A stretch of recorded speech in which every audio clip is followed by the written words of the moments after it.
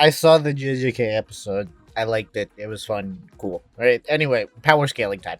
So, welcome to Qrow versus Maki. Let's start off with our first combatant. That's going to be the new runner-up and the new girl in town, Maki. So, how does Maki scale? Well, Maki is quite strong. I'll give her that. I'm not trying to hate. She is a strong woman. So, she's able to scale to most of the physical stats of, 15 finger Sukuna, weakened Heianera Sukuna, stuff of that sort. That puts her at around 7.39 kilotons of TNT, or town level. So, imagine if you were standing in a town and it just didn't exist anymore, and Maki somehow managed to survive that. That's the kind of power we're dealing with. However, she wields an incredible weapon called the Soul-Splitting Katana. And believe it or not, it splits the soul. So in other words, it allows her to basically one-shot anyone. Now, would this work against super high people like Doku and stuff? That's another video, but for the most part, we've seen it work on almost anyone, including it should be superior to just the massive creatures of the verse and should upscale anything of that sort. For example, one character creates a black hole, and the soul-splitting katana is considered to be just as dangerous as that ability. That black hole came out to around 130 yoditons of TNT, which means that she should scale to that. So yes, with the soul-splitting katana, and just the soul-splitting katana, she should be that strong. Now, into speed, once again, scaling to those lower ends of Sukuna, scaling to, a decent bit above Hikari, and scaling to Kashimo. That puts her at around 11% the speed of light. So, in other words, her physical stats, pretty good, but honestly, it's the weapon that is carrying her. So yeah, now let's move on to Qrow. So, Qrow. Qrow. How does Qrow scale? Well, Qrow scales to the memory bomb that Oscar used on the whale. That came out to around 62 megatons of TNT. And on top of that, Qrow pretty blatantly scales to Winter. Winter is able to move faster than Light to a significant degree. This comes in at around 4 times the speed of Light. So yeah. On top of that, while Maki doesn't really have a special ability, or Qrow doesn't have a special weapon, but he's got a special ability, that being his semblance bad luck. However, Qrow knows how to fight with his bad luck, so often what ends up happening is it's bad luck for him and also his opponent, but he knows bad luck is coming, and his opponent normally doesn't, right? So, there we go. Alright. Now that we have our two combatants statted out, let's see who wins. And alright. I'm just going to start this off right now. Okay, so how is this going to work? Well, Qrow is 37 times faster. Okay, that's quite crazy. But maybe Maki can, eat some hits, right? No. No, she can't. Not even in the slightest. So, to put into perspective, Qrow's in the megatons, and Maki is in the kilotons.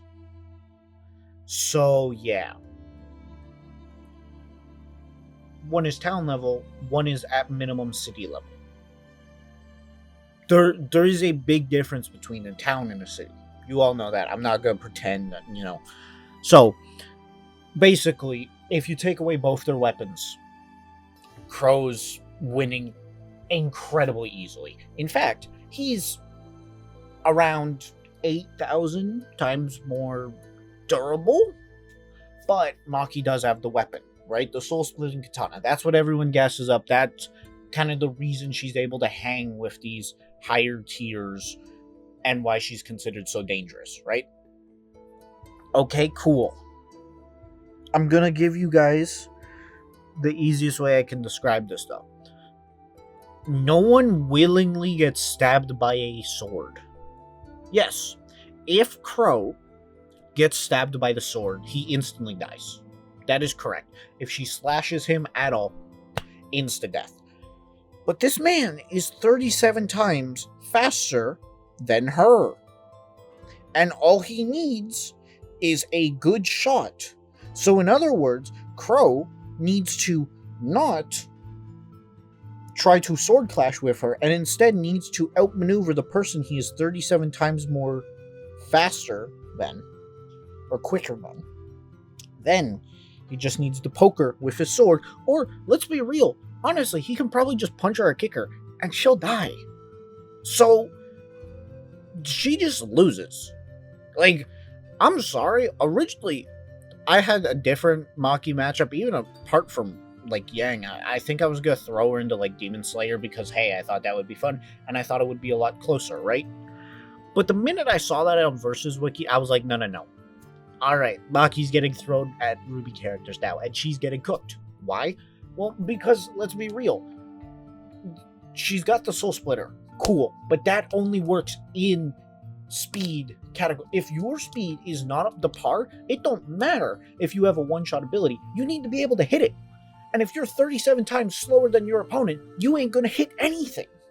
So yeah, she doesn't win at all.